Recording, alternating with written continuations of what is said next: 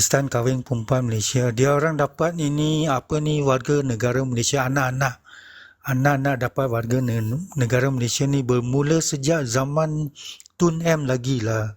Di mana projek IC Sabah tu Tun M bagi banyak IC kepada orang Filipina, orang luar negara lah.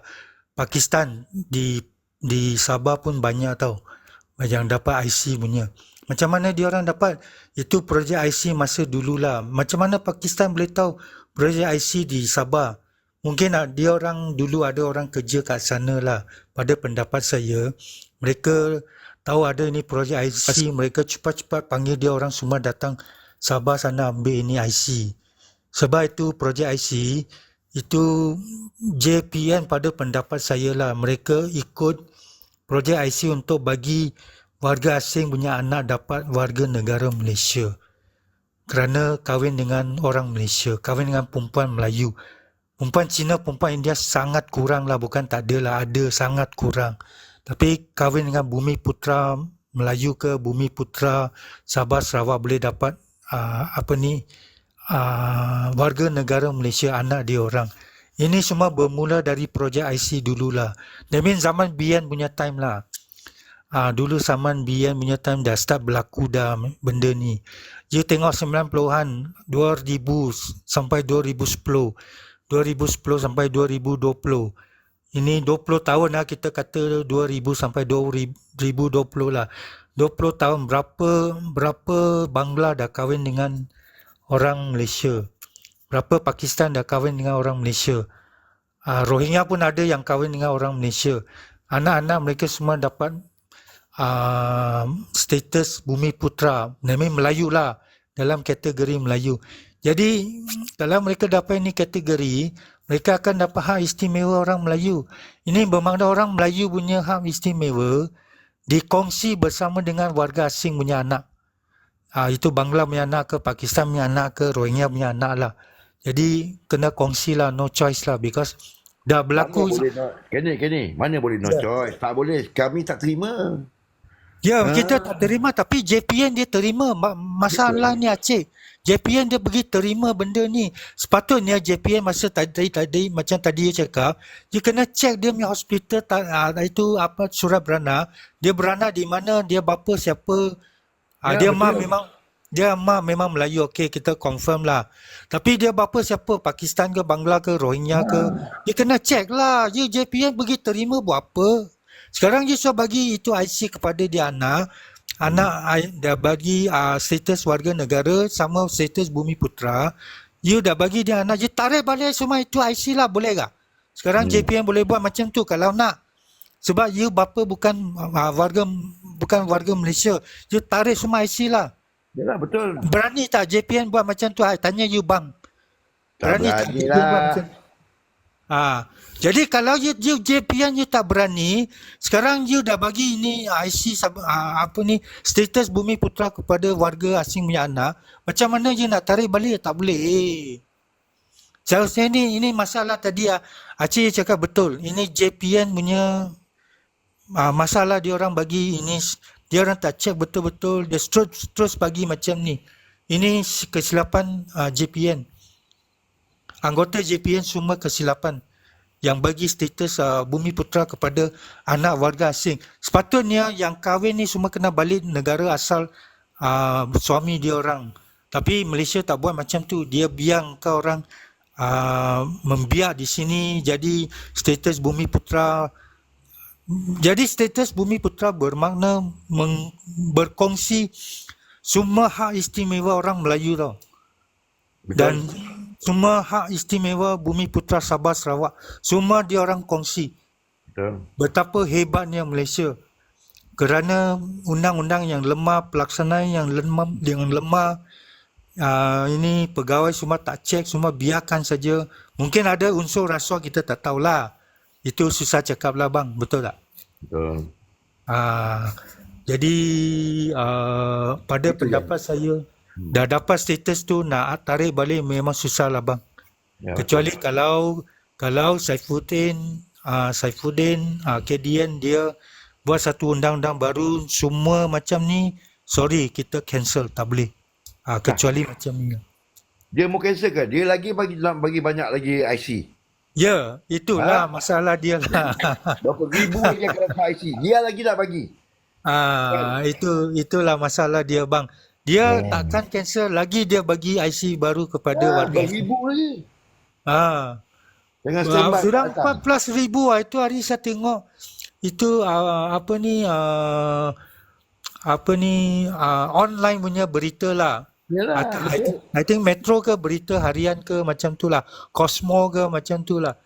14,000 dah diberi ke warga negaraan kerakyatan Malaysia. Macam mana boleh berlaku macam ni? Ini kes yang stateless dan anak angkat. Itu hari kan you tengok ada satu daripada anak angkat daripada China.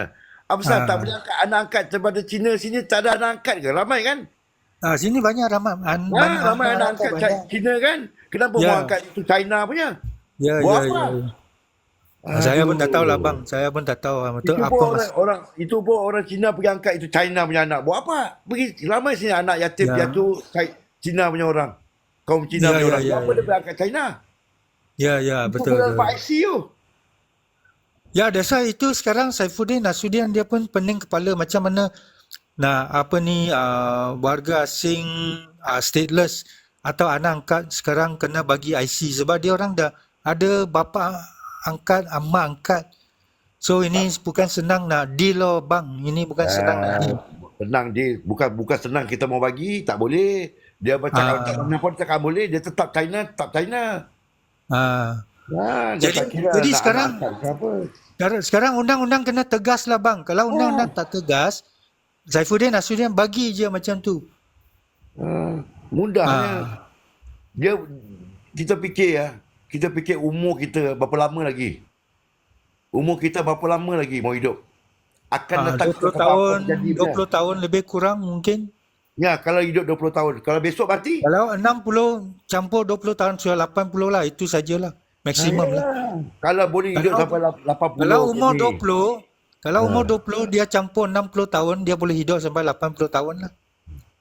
Tak boleh lagi ni. Tak tahu besok, kejap lagi pun kita boleh mati. Kan? Anytime. Kita tarikh lahir ada. Tarikh mati kita tak tahu. Siapa pun tak tahu. Tak kira mana bangsa, tak kira mana kaum. Sama. Tarikh lahir, dah. Tarikh mati kita bila-bila masa. Kejap lagi, saya sebut pun saya pun boleh mati. Kita tak tahu. So, kita kena fikir anak cucu cicit kita akan datang. Jangan campurkan. Perlembagaan ikut perlembagaan yang sedia ada. Cukup. Jangan mana-mana lagi yang dibawa lagi ke dalam Malaysia ni. Kita punya pendekar kita, hulu balang kita, tentera kita, polis kita. Yang terbaru perang di Sabah tu, Sulu. Berapa ramai mati anggota kita. Adakah pendatang-pendatang haram ni berjuang macam tu? Pendatang haram dia memang nak masuk Malaysia. Dia tak kisah. Dia memang nak masuk Malaysia saja pendatang haram. Tapi masalah dulu nenek moyang semua fight punya, sekarang dah jadi macam tak diteruskan lawan. Sepatutnya diteruskan lawan lah.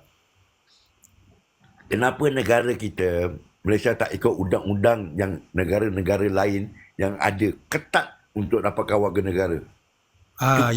Contohlah negara yang paling susah nak dapat warga negara Singapura.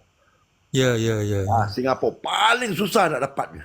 Arab Saudi pun sama. Arab Saudi nak dapat warga negara pun sama, banyak susah. Arab Saudi memang dia tahu dah, tengok muka Arab tu pun membayar. Dia tak akan bagi punya. Dia jaga. Perempuan dia nak kahwin dengan orang luar pun dia takkan senang nak dapat ke? Takkan dapat. Arab Saudi je perempuan. Susah. Bila dia kahwin dengan pendatang asing, hak untuk wanita itu, perempuan tu dilucutkan sedikit. Dia tak boleh niaga, tak boleh apa semua. Itulah bang, kita Malaysia sini undang-undang tengok tak serupa macam Arab, tak serupa macam Singapura. Jadi kita kena perketatkan lah. Kalau diperketatkan, semua ni tak boleh berlaku lagi dah. Susah mau cakap ke ni, kita punya orang atas lah, itu politik punya kat atas lah. Itu pun satu faktor lah. Ya, kita Ya. mau cakap apa? Kita bagi dia, kita angkat dia untuk pertahankan negara, tapi lain yang jadi. Ya. Itu je. Ya. Ya. Ya. Tapi saya dengar ini Saifuddin ini sidang parlimen dia akan bawa usul itu anak yang dilahir di luar negara sama ada akan dapat warga negara Malaysia akan dibahaskan dalam parlimen lah. Hmm. Ini penting lah, ini landmark lah. Landmark punya decision lah kalau dibahaskan. Baiklah, saya pun sokong. Tapi yang lebih penting pada pendapat saya, perbahasan isu 5 juta warga asing haram ni patut diteruskan dalam parlimen. Bukan saja nak bahas tentang bajet 2025. Ini warga asing kena dijalankan serentak lah, berbahasan dijalankan serentak supaya kita boleh cari penyelesaian kepada 5 juta pendatang haram dalam Malaysia lah. Ini yang pada saya lebih penting lah. Tapi dalam parlimen ini hari saya tengok dia orang bahas bahas itu perkara yang penting jugalah, tapi itu bukan prioriti sekarang. Yang penting sekarang 5 juta warga asing haram ni yang paling penting kena diselesaikan secepat mungkin. Tapi tak diusulkan dalam parlimen. Macam mana nak cakap bang? Dah lah. Uh, Mana yang lain? Dah turun dah. Assalamualaikum. Alhamdulillah sampai. Waalaikumsalam. Ayah pakcik. Terima kasih menunggu. Sampai juga. Tak, bukan hilang bang. Masih ada lagi bang.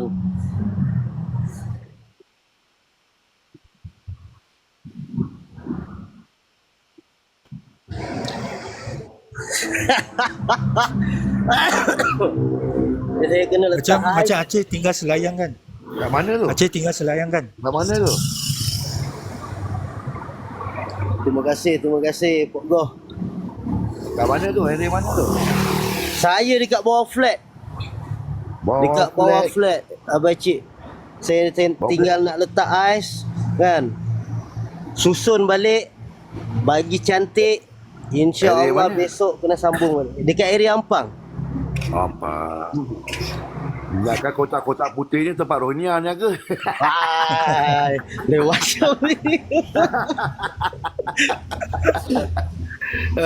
Rohnia kan letak kat tepi-tepi tu kan. Wah, betul. Betul.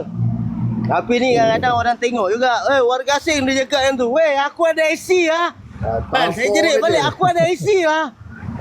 Tampung aja. Tak nak pula dia pergi beli kan. Bagilah beli. Betul. Bila warga asing nak pula ada support. Bila orang tempatan tak nak pula ada support. Betul. Itulah, kita punya muka ni kena biar berjambang kan. Hidung biar mancung, biar orang tengok macam, ini abang Bangla lah, abang Syarokan lah. Wah, ini abang Salman Han lah, ini abang Rohingya lah. Mesti dia support lah pakcik. Yang penting kena makan sirih lah pakcik kan. Kalau nak ala-ala Myanmar ni, yang terpaling ni, kita kena makan sirih. Betul. Lepas tu ludah kat tepi kotak tu. Ya, betul. Nah, orang lalu lalang ni kita ludah. Tui.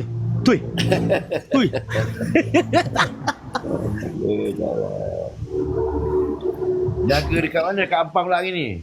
Tak, macam saya ni dah sampai Ampang. Saya memang duduk kat sini. Ini rumah wife kan. Memang saya susun kat tepi jalan macam ni lah. Jaga kat situ lah tepi tu. Tak, bukan berniaga. Ni dah habis berniaga dah. Saya tinggal nak letak ais, nak simpan. Lalu ni jaga pasal malam ke apa? Saya berniaga dekat tempat set kontrak abang cik. Okey, faham. Okey. Macam kat bawah flat ni ada orang berniaga, orang tempatan kan. Kita tak maulah. Macam saya kalau orang tempatan dah berniaga, saya tak usik. Kalau mana warga asing yang berniaga, itu saya usik. Tapi masalahnya warga asing tu yang bekerja kat situ dia pergi beli dengan diorang juga. Itulah Itu yang masalah. Betul lah pakcik. Jangan bagi sepatutnya pendatang-pendatang asing ni, warga asing ni sepatutnya hanya membeli pada rakyat Malaysia saja. Diorang tak berdagang-daga. Itu Betul. boleh menambahkan ekonomi kita. Betul lah pakcik, saya sokong. sepatutnya Waalaikumsalam. negara-negara- Siapa ni? Negara-negara Syahmi lain Mansur. macam tu dia buatnya. Orang luar, pendatang asing pergi ke negara orang, dia akan beli dengan, ini kedai. Macam Thailand lah. Mana ada orang Malaysia pergi jual kat Thailand tu? Orang Thailand yang jual. Sebesar-besarnya orang Thailand. Oh, betul. Ini tak. Malaysia ni serba boleh. Yakin boleh. Mana tak ada? Mana rakyat Malaysia nak jadi peniaga? Rasa bersaing pula dengan pendatang-pendatang ni pula. Betul? Dia kan alah, warga asing ni kan, faham-faham lah pakcik. Dia kan orang tempatan. Dia dah ada IC lah pakcik. Dia kan dah buat sesuka hati dia, biarlah. Macam kita ni patut lah pakcik. Patut kena tukar IC. Patut kena pakai tukar permit. Kita pakai kad UNCR.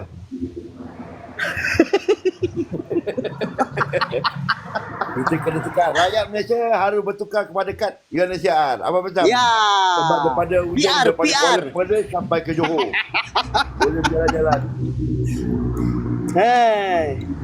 Betul lah. Malaysia ni bila lah nak macam dulu balik kan.